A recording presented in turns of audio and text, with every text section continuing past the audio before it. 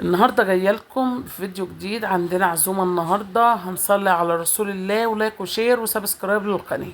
معايا النهارده كده كروم، ومن زمان ما عملناش محشي كروم، وهنقول عزومه يعني محشي. هتقولي لي بقى نعمل اي حاجه تانية؟ لا، انا عندي العزومه يعني محشي. معانا دلوقتي كروم، حطينا معلقه من الكمون مع حبه ملح في الميه المغليه، ونزلنا بالكرنبايه. الكرنبايه طبعا الكرنب دوت بلدي، يا دوبك كده ينزل في الميه خلاص هو استوى. يعني مجرد ما ينزل في الميه المغليه بتقلبيه تقليبه وهو استوى، بتمسكيه كده تقطعيه اهوت بالشكل الجميل دوت. خلصنا الكرنب، دخلنا على الرز بتاعنا، غسلت الرز كده وصفيته وحطيت عليه الخضرة، ومعانا الصلصة الجميلة بتاعتنا ديت. بوريكم بس الصلصة، بسم الله ما شاء الله، كانت كده ايه جميلة جميلة، بتضحك والله. والله انا بص، الصلصة اللي بتبقى منورة وجميلة كده بقول عليها ان هي بتضحك. معانا كزبرة ومعانا كمون ومعانا فلفل اسمر، ورحنا حاطينهم كده وقلبناهم على المحشي بتاعنا. شايفين المحشي بسم الله ما شاء الله احمر وجميل ازاي؟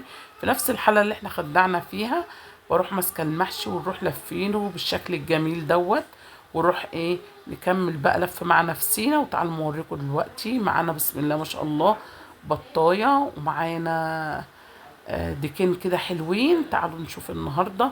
معايا كده كيلو الا ربع من الرز، حطينا عليه بصلايه، وحطيت عليه قرفه، وحطيت عليه فلفل اسمر والسبع بهار، ورحنا ماسكين مقلبينه مع معلقه سمنه، ونروح جايبين ايه نقلبه كده، ونروح جايين حاشين بيه الطيور بتاعتي بالشكل الجميل دوت. حشيناهم كده من قلبهم، ونروح جايين كمان حاشين الزور بتاعهم بالشكل الجميل ده.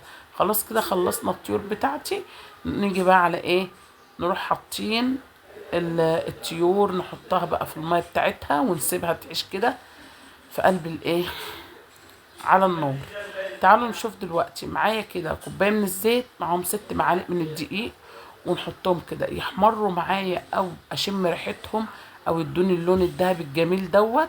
اروح نازله بكيلو من اللبن، اروح نازله عليه كده بالشكل الجميل دوت، وداني اقلب كده فيه يا جماعه عشان ما يكتلش مني. طول ما انت ايدك فيه عمره ما هيكتل منك، وهيطلع كده ايه بسم الله ما شاء الله، يكون سايح ونايح كده. معانا دلوقتي فلفل اسمر، معايا السبع بهار، معايا ملح ابيض ومكعب ماجي دوت. كل البهارات اللي انا بحطها على البشاميل. واروح جايبه بقى حبه جبن، واروح نازله بيهم في الايه في البشاميل بتاعي كده بالشكل الجميل دوت. وندنا نقلب بقى كده يا جماعه لغايه ما ياخد القوام اللي انتوا هتشوفوه معايا دلوقتي. بصوا قلبنا كده، لقيت هيخد القوام اللي انا عايزاه، اهو هو ده هو ده. تعالوا دلوقتي معايا صينيه هنعوزها ماده دهنيه كده، ونروح جايين ماسكين الماده الدهنيه. الخطوه ديت بصوا، الخطوة ديت أساسية أو مهمة جدا جدا جدا. حطينا كده المادة الدهنية أيا كانت بقى، سمنة زبدة زيت اللي انت تحبي ان انت تشتغلي بيه. انا صراحة حطيت زيت عشان ايه، الزيت بحس ان هو ايه بيدي قوام جميل قوي للمكرونة من تحت. وحطيت كمان فرشت في الصينية كده بشاميل كده، والقوام بتاع البشاميل بتاعي كان جميل جدا جدا.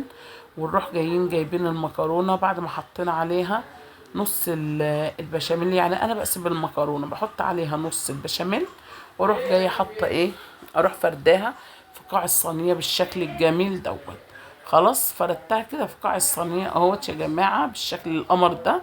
واروح جايبه اللحمه بتاعتي واروح فردها. طبعا احنا عصجنا اللحمه مع بعض كتير كتير كتير على القناه، مش محتاجه ان انا اعصجها معاكم تاني.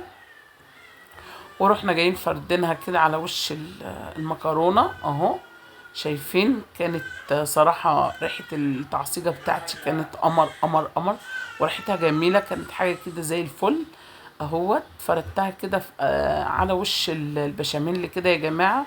ممكن في الوقت دوت تجيبي حبة جبن وتروحي فرشاهم على وش اللحمة، وممكن تجيبي كمان حبة بشاميل من اللي انت عاملاه وتروحي فرداهم على وش اللحمة كده، قبل ما تحطي ايه، قبل ما تحطي الطبقة التانية بتاعة المكرونة. خلاص كده فردنا اللحمة كلها بالشكل القمر دوت اهوت. خلاص كده اهوت، خلصت كده اللحمة بتاعتي كلها. ورحنا جايين حاطين بقى حبة كده من البشاميل على وش ايه، على وش اللحمة. خلاص اهوت بالشكل الجميل دوت.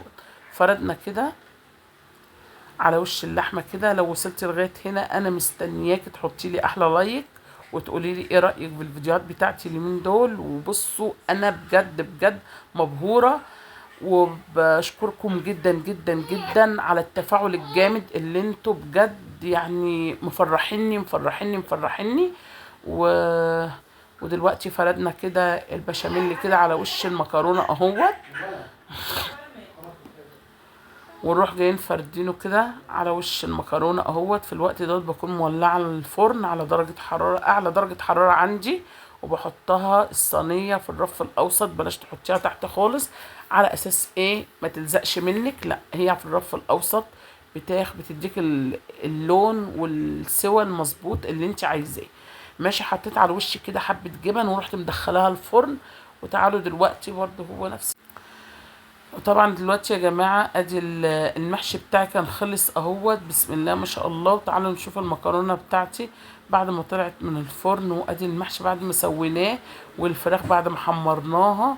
بسم الله ما شاء الله، اللهم بارك. كانت حاجة جميلة خالص خالص، وكانت ريحة الاكل جميلة.